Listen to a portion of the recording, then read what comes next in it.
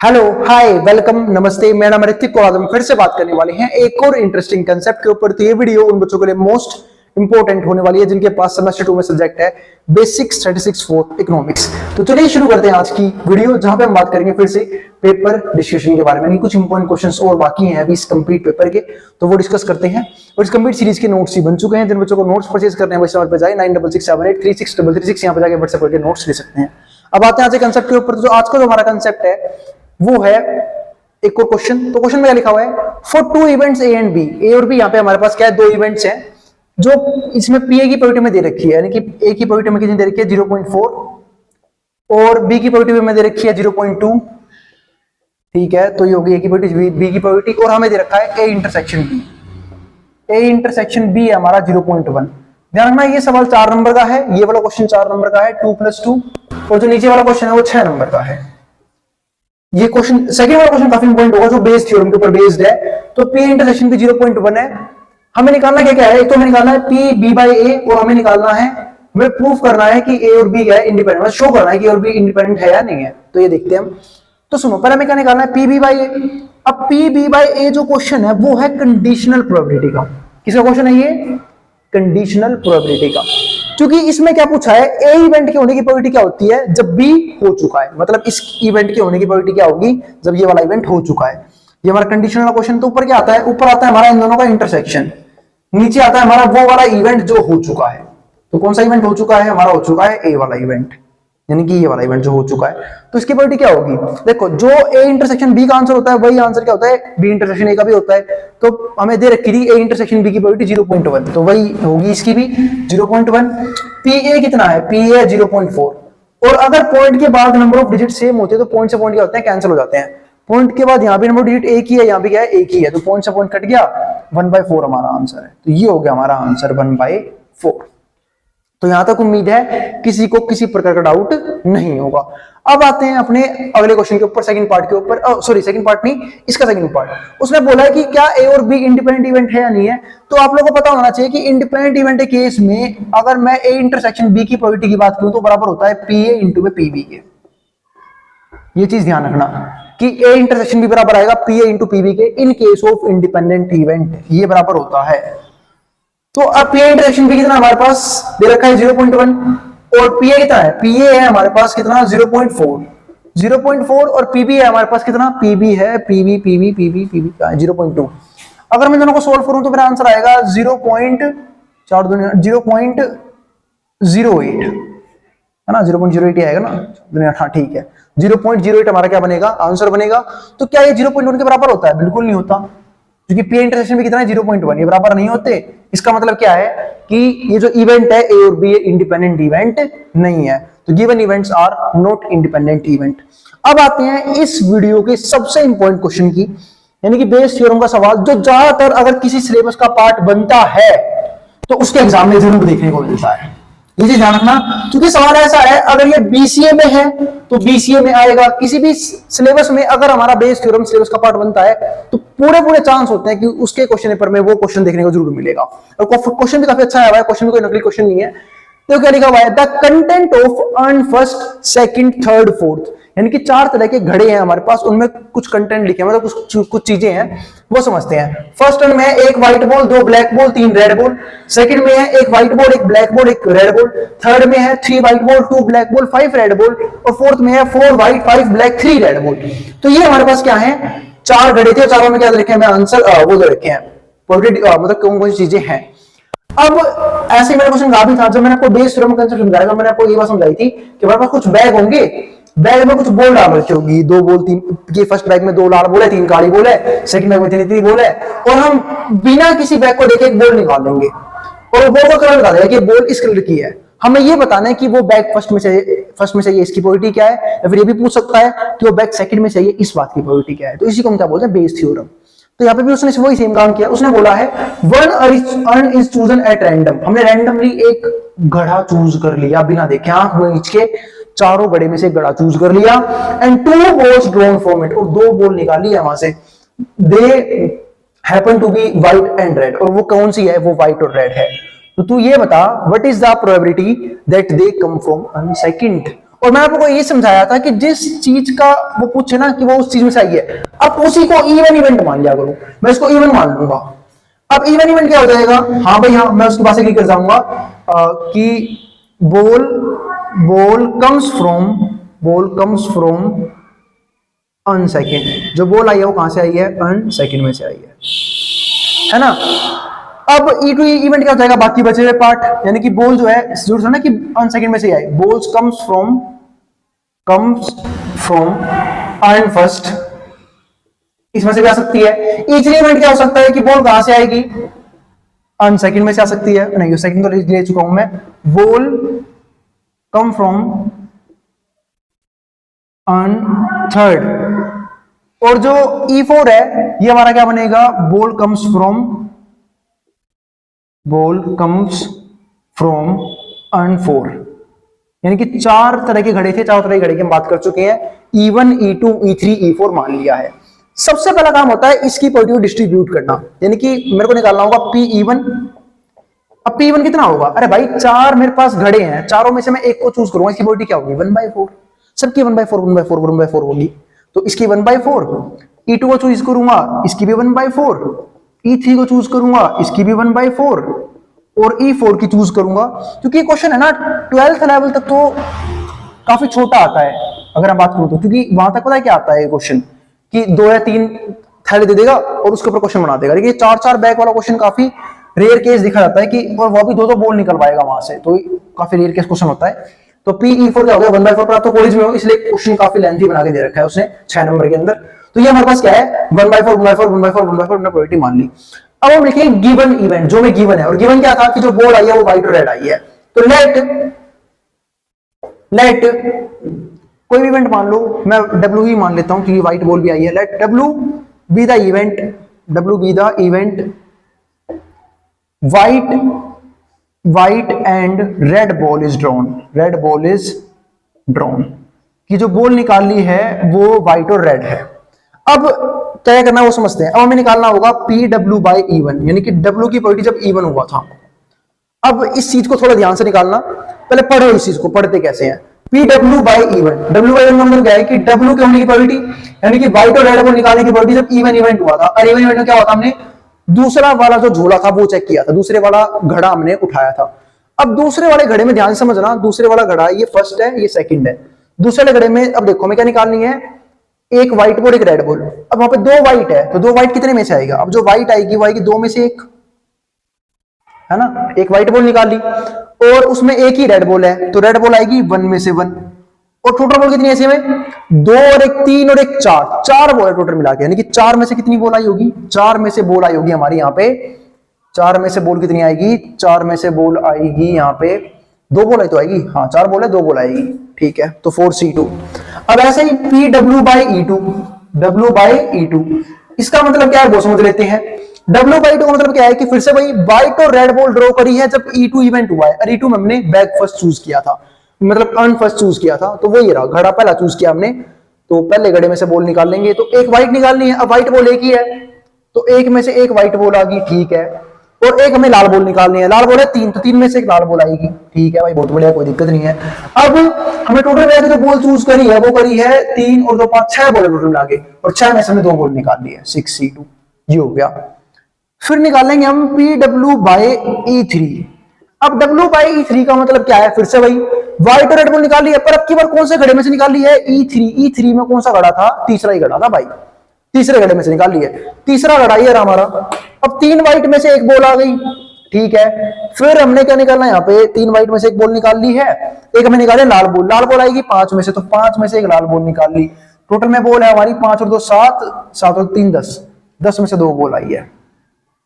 अब PW/E4 इसकी बात अगर मैं करूं तो यहां पे कैसे करूंगा मैं, तो PW/E4 है, तो PW/E4 तो जब E4 हुआ था, E4 हमारा ये रहा, तो हमने क्या निकाल लिया यहाँ पे, हमने निकाल लिया यहाँ से एक व्हाइट और एक रेड, व्हाइट आएगी 4 में से, तो 4 में से एक बॉल निकाल ली व्हाइट, और हमने क्या निकालना है यहाँ पे, 4 में से एक बॉल निकाल ली हमने व्हाइट, और एक निकाली है रेड, रेड है 3 में से, 3 में से एक आएगी। टोटल बॉल देखो कितनी है, टोटल बॉल है हमारे पास यहाँ पे 3 और 5 8 और 4 12, तो हाँ ठीक है 12 में से 2 बॉल आई है 12C2। अब एक काम करते हैं, इसको सोल्व करते हैं।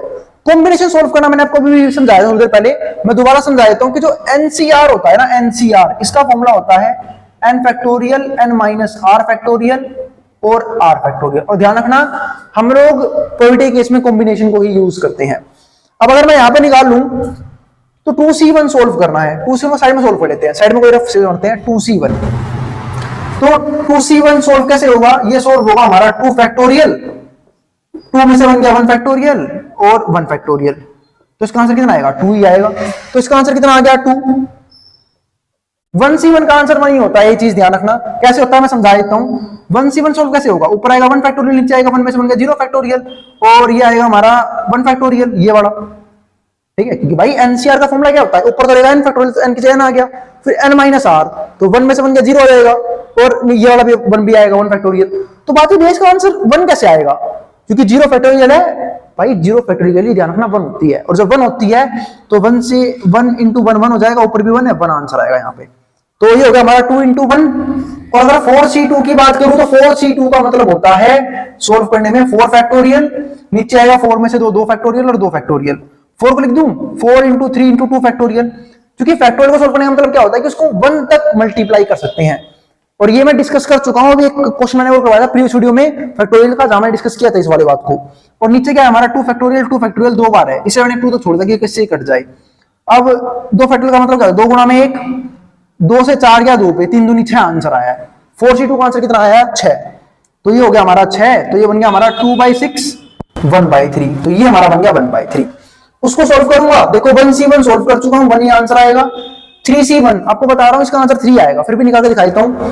3c1 का मतलब क्या हुआ, 3 फैक्टोरियल, भाई ऊपर हुआ 3 फैक्टोरियल, n की जगह 3 है, फिर n माइनस आर, 3 में से क्या 2 फैक्टोरियल, और फिर क्या आएगा हमारे पास यहाँ पे 1 फैक्टोरियल। अब देखो 3 को खोल दूं, 3 इंटू 2 फैक्टोरियल, नीचे क्या है 2 फैक्टोरियल, 1 फैक्टोरियल 1 होता है, 2 से 2 कट गया 3, हमारा आंसर बन गया 3। तो ये बच गया हमारा 3। 6c2 सोल्व कर रहे हैं, 6c2 सोल्व कर लेते हैं भाई।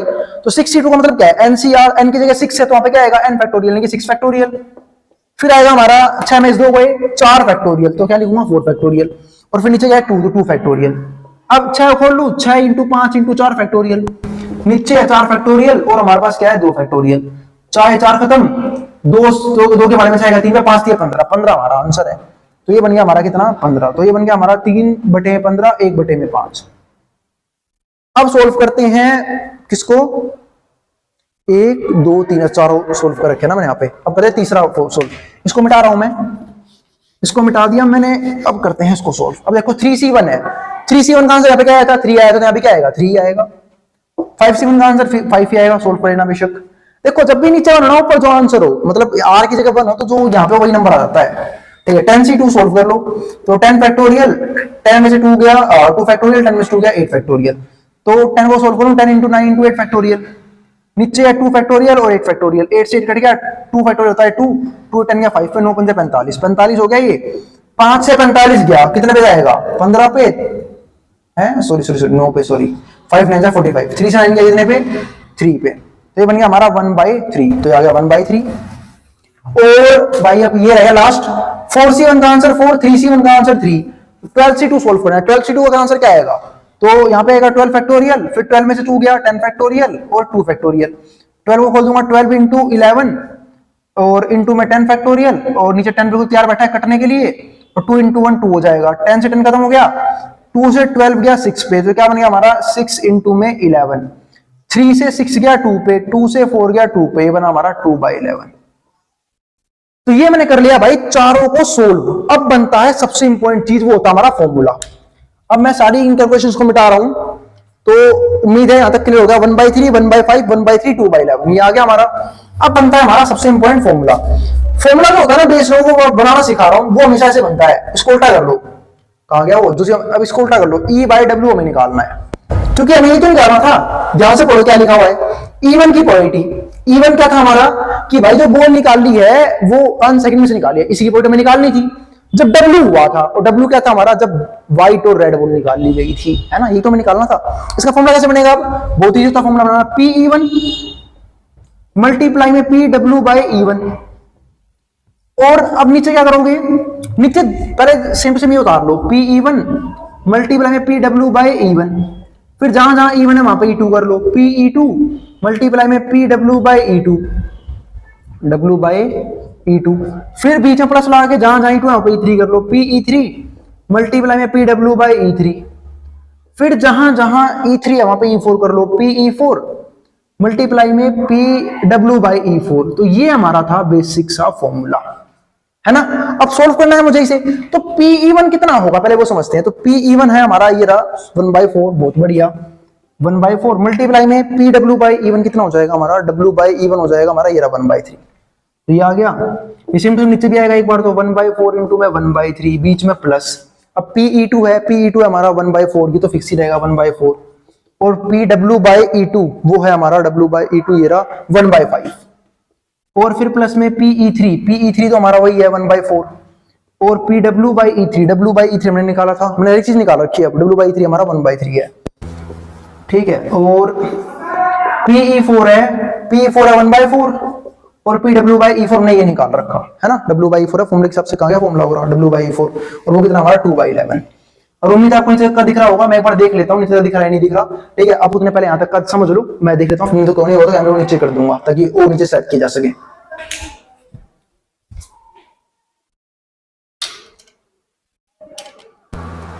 तो ये हमारा कैमरा हो गया बिल्कुल नीचे तक, और आप लोगों को एक चीज प्रॉपर दिखाई दे रही होगी।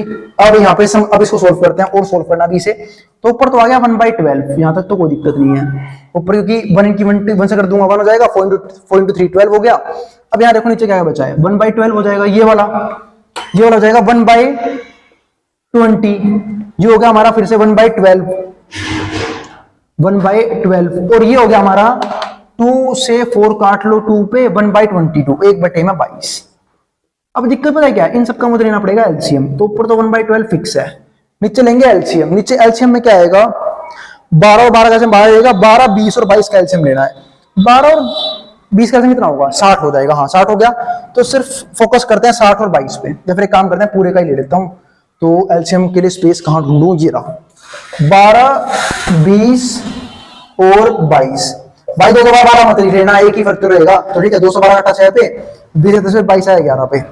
अब 2 से काटूंगा 6 आएगा, 3 पे 10 आएगा 5 पे, 11 रहेगा यूं का यूं। 5 से काटूंगा 5 आएगा 1 पे 3, अब 11 नंबर से काटना पड़ेगा, 3 आएगा 1 पे 1 और 11, 11 से 11 गया, 2 दूनी 4, 4 पंजे 20, 20 दिए 60, 60 इंटू 11 कितना हो गया हमारा, ये 660 है ना, 11 66 660। तो 660 बना है हमारा यहाँ पे एलसीएम। इसको 12 से काटूंगा तो क्या बनेगा हमारा, ये कटेगा हमारा 12 से काटता ही 55 पे, मेरे हिसाब से 2 4 हाँ 55 पे कटेगा ये।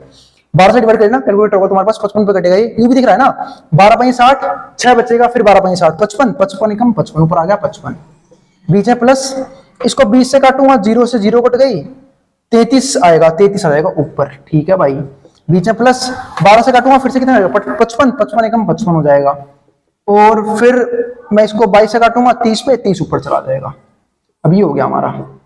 अब होगा क्या, 12 से ये कट रहा है ना 55 पे, तो ये आ गया 55, 12 5 60 12, और 55 चला जाएगा ऊपर, क्योंकि 16 होता है फ्रैक्शन, सबसे नीचे वाली वैल्यू सबसे ऊपर वाले से मल्टीप्लाई होती है, तो ऊपर आएगा 55, और इसकी होती है इससे मल्टीप्लाई, यहाँ तो 1 बच गया, इसकी से होगी तो ये यूं का यूं रह जाएगा। सम कर लो इस सबका, तो सम करें अगर हम इसका, तो 55 और 33 ये होता हमारा कितना 88, और 55 कितना हो गया 110, 110 और 30 कितना हो गया, इजी तरीके से करते हैं। 55 110 हो गया हमारा, 110 और 30 हो गया हमारे कितना 140, 140 और 33 कितना हो गया हमारा 173, 173 है ना, 140 और 33 से गया 173। तो ये हमारा आ गया करेक्ट आंसर बिल्कुल बेस थ्योरम से, और हमने कर दिया पूरे बेस थ्योरम को ढेर, और क्वेश्चन हो गया हमारा फिनिश। और उम्मीद है आपको हर एक टाइप समझ में आ गई है, पूरा क्वेश्चन समझ में आ गया है। फिर भी कोई भी क्वेरी हो नीचे कमेंट बॉक्स में कमेंट कर देना, मैं इस क्वेरी को सोल्व करने की पूरी कोशिश करूंगा। मिलेंगे नेक्स्ट वीडियो में, जहां पे हम बात करेंगे इसके और भी कंसेप्ट्स के बारे में। टॉपिक हमारा खत्म हो गया, कोशिश करूंगा 1 से 2 वीडियो और बनाई जाए अभी, ताकि कुछ क्वेश्चन हम और डिस्कस कर लें जो एग्जाम के पॉइंट ऑफ व्यू से इंपॉर्टेंट हो। अब इसको जो उतार सकता है मटराउंड बोर्ड के सामने से। और भाई एक बार मैं कैमरा घुमा दे रहा हूं, जहां देखना हो जो देखना हो देख लेना, स्क्रीनशॉट ले लेना अपना, ले लो स्क्रीनशॉट।